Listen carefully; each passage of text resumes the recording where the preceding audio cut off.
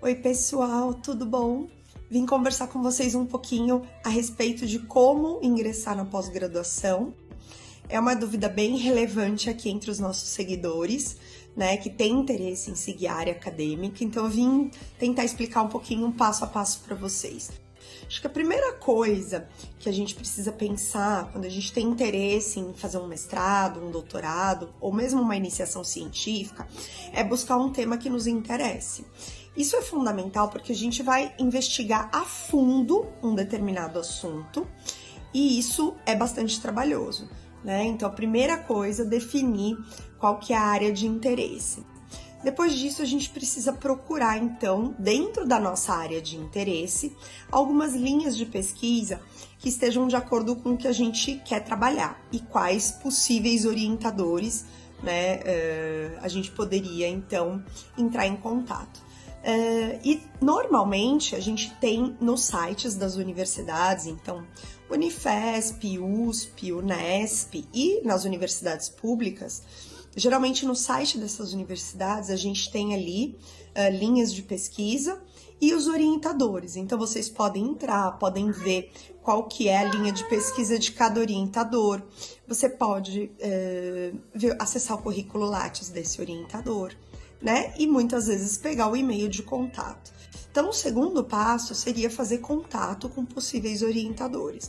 Explicar para essa pessoa, né, o interesse de vocês em desenvolver uma pesquisa, um projeto de mestrado, um projeto de doutorado, um projeto de IC, e verificar quais seriam os passos, né, para isso.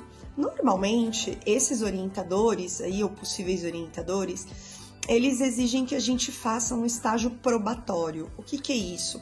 É que a gente frequente aquele grupo de pesquisa, seja um grupo que trabalha com pesquisa básica dentro de um laboratório, seja um grupo que trabalhe com pesquisa com seres humanos, e aí vocês vão frequentar um ambulatório, mas é sempre interessante fazer esse estágio probatório.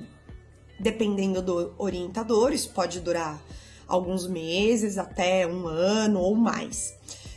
A ideia é que vocês conheçam o funcionamento ali, né, daquela linha de pesquisa, que vocês observem como que funciona, que vocês vejam se é isso mesmo que vocês querem, né? Então, por exemplo, quando a gente fala da pesquisa básica, que é a experiência que eu, a Isa e a Ana K temos, a gente, por exemplo, trabalhou com modelo animal, né? Com ratinho de laboratório. Então, isso, de repente, pode ser um bloqueio, um obstáculo para algumas pessoas.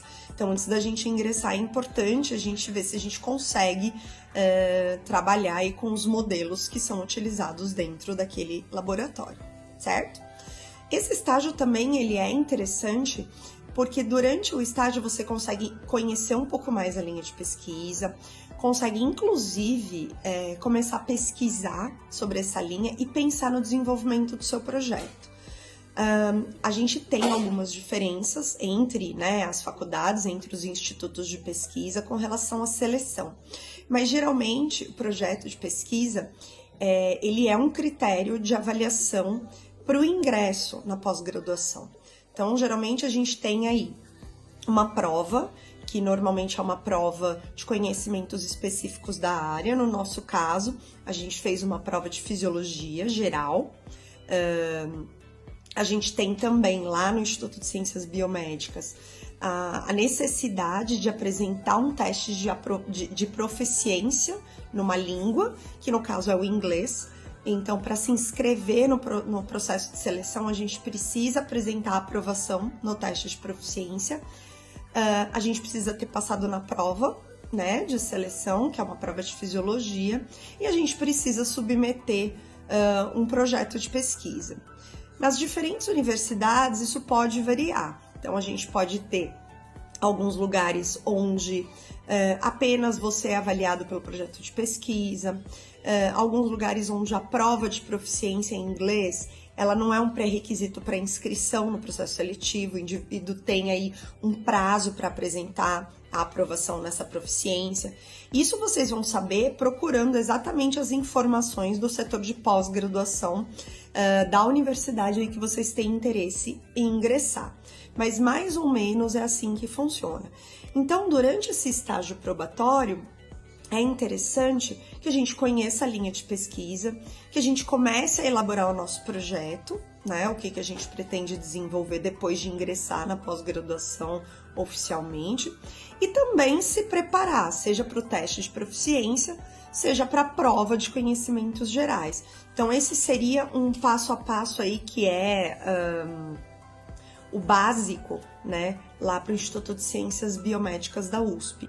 Lá, esse processo seletivo, ele acontece semestralmente, né, então a gente tem 2 oportunidades aí no ano de ingressar na pós-graduação. Uma coisa interessante para alunos que estão ainda na metade da graduação é ingressar na iniciação científica. Então, a partir do momento que você está na iniciação científica, a chance de você já dar continuidade para um mestrado ou até para um doutorado direto é maior, né? Então, o que é a iniciação científica? Ela seria uma etapa prévia ao mestrado, né? Então, você vai desenvolver um projeto num tempo bem menor. Então, geralmente, os projetos de iniciação científica vão ter duração mínima de 1 ano. Por isso que é importante você estar na metade da graduação. É impossível ingressar na iniciação científica as pessoas que já estão para se formar, porque não tem, né, tempo hábil para finalizar o projeto. E a iniciação se destina a alunos de graduação. Uma outra coisa que a gente precisa pensar é que a iniciação, ela não é obrigatoriamente um pré-requisito para o mestrado, tá? Então, no meu caso, no caso da Isabela, a gente não fez a iniciação científica, né? Eu vou comentar um pouquinho aí da história de cada uma de nós, para vocês verem que diferentes perfis podem chegar na pós-graduação, tá? Para alunos que já estão finalizando a graduação ou que já são formados, a primeira proposta é realmente ingressar no mestrado, seguindo esse passo a passo que eu falei. Então, procurar uma linha de pesquisa que seja interessante, fazer contato com orientadores. Esse contato pode ser feito por e-mail e depois a gente vai marcar aí uma reunião para conhecer. Provavelmente vai fazer o estágio probatório, vai se preparar para a prova de seleção, para a prova de proficiência e, enquanto isso, desenvolvendo o projeto. A minha experiência, ela é um pouco diferente, né, do que a gente vê na pós-graduação. Então, eu ingressei na pós-graduação, ingressei no mestrado no ICB 8 anos depois de formada, né? Então, eu me formei, fiz uma especialização no próprio ICB, em Fisiologia do Exercício.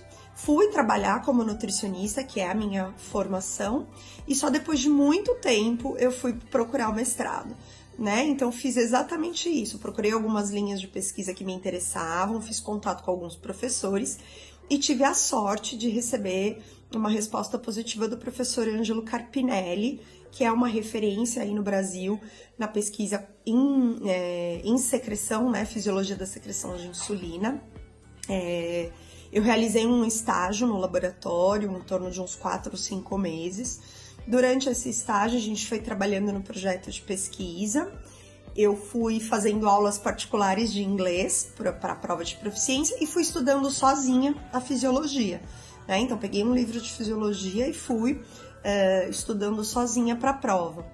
Aí, eu passei na prova de proficiência, passei na prova de conhecimentos específicos e depois passei por uma arguição do meu projeto de pesquisa e aí ingressei no mestrado. No ICB, normalmente quando a gente faz o mestrado lá, o doutorado automaticamente você pode ingressar apenas apresentando o projeto de pesquisa, que foi o meu caso.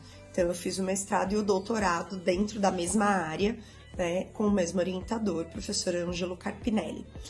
A Isabela teve uma trajetória um pouquinho diferente, né? Então, entre a graduação e o mestrado, ela fez uma especialização no INCOR, né, na área aí de fisioterapia cardiorrespiratória, e ela emendou o mestrado na sequência da especialização e também acabou fazendo mestrado, doutorado e agora retorna para o ICB para desenvolver o projeto de pós-doutorado com o professor Wagner Antunes na área de controle da pressão arterial, né? Então, ela fez uma especialização, mas logo em seguida foi para pós-graduação. No caso da Ana Carolina, ela foi imediatamente para pós-graduação. Ela se formou na Unesp, em fisioterapia, E assim que se formou, ingressou no mestrado, né, na área aí, com uma linha de pesquisa que trabalhava tecido adiposo e exercício. Concluindo esse mestrado na Unesp, de Presidente Prudente, se eu não me engano, ela vem para São Paulo para fazer o doutorado lá no ICB, né? Trabalhando com hormônios tiroidianos e com a professora Maria Tereza Nunes. E aí, com a Maria Tereza, a Ana Carolina fez o doutorado e também desenvolveu aí projetos de pós-doc.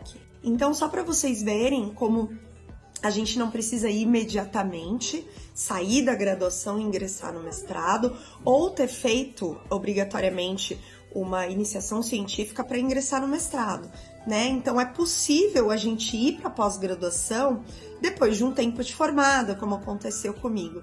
É claro que a gente precisa correr um pouco atrás desse prejuízo. No meu caso, eu tive que estudar fisiologia sozinha, né, para a parte da prova específica. Mas sempre é possível, pessoal. Então, para quem tem vontade de ingressar nessa área acadêmica, tá? Sempre é possível, sempre dá tempo. E o importante é procurar uma área que vocês gostem, tá bom? Espero ter esclarecido aí as principais dúvidas. Quem ainda tiver dúvida, tiver pergunta, pode deixar aqui nos comentários ou mandar um direct pra gente que a gente vai responder com o maior prazer. Um beijo grande!